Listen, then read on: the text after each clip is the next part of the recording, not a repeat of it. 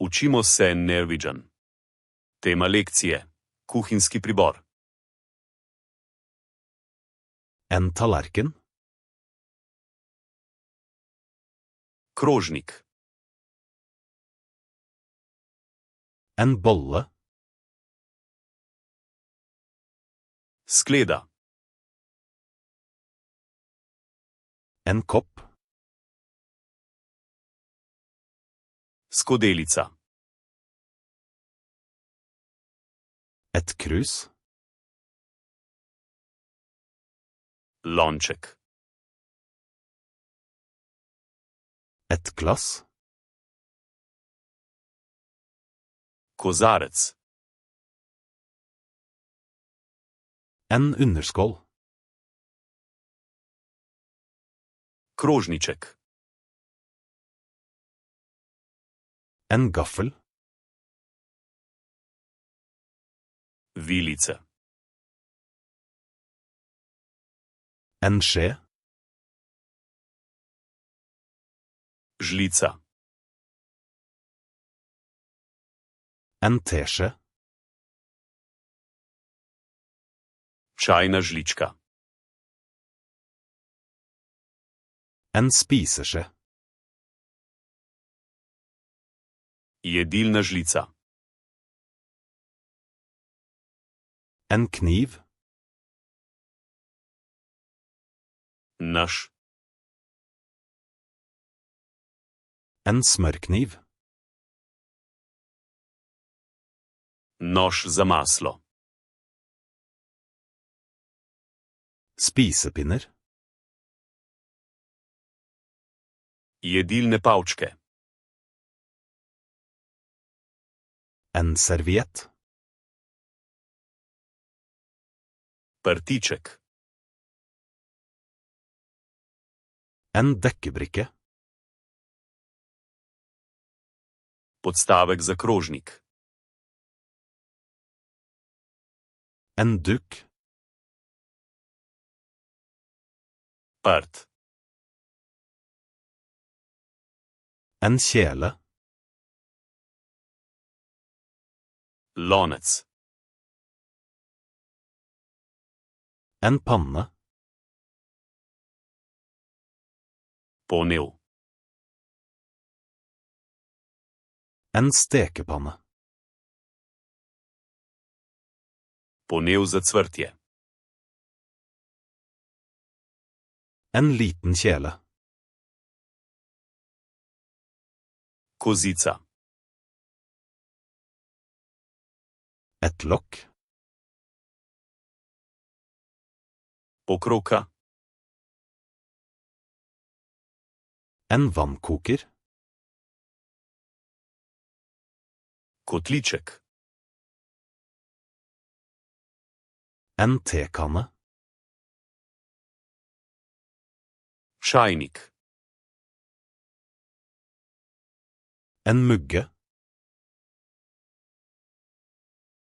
Vrč.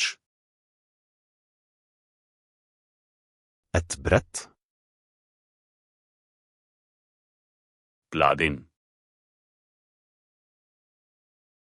En serveringsbolle. Servirna skleda. En serveringsskje. Servirna žlica. Et skjærebrett. Deska za rezanje. En skreller. Lupilec. Et rivjern. Strgalnik. En visp. Žlica. En stekespade. Lopatika. En øse. Zajemalka. En tang.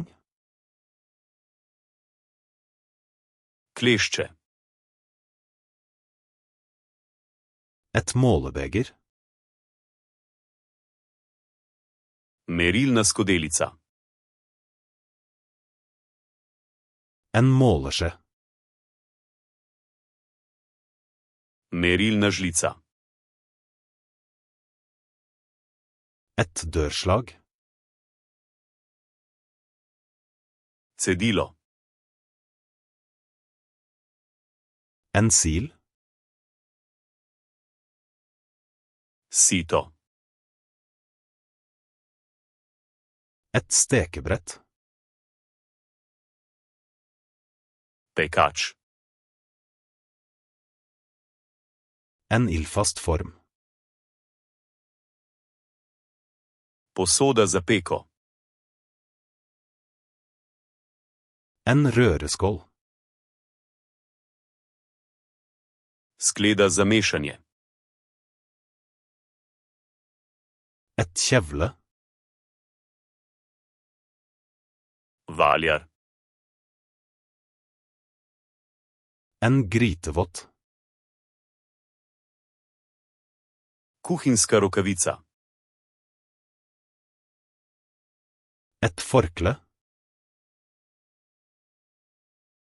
Predpasnik. Et kjøkkenhåndkle. Kuhinjska krpa. En saltbøsse. Solnica. En pepperbøsse. Poprovnik. En krukke. Kozarec za vlaganje. En boksåpner. Odpirač za konzerve. En flaskeåpner.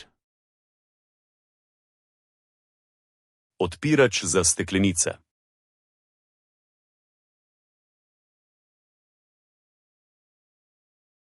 En tallerken.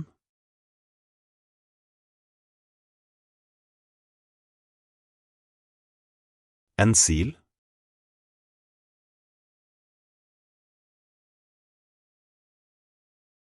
En boksåpner. Želite zavedno ohraniti te besede v spominu? Obiščite Flaškarluna.com ter brezplačno vadite ta in na tisoče drugih kompletov. Povezava je v opisu.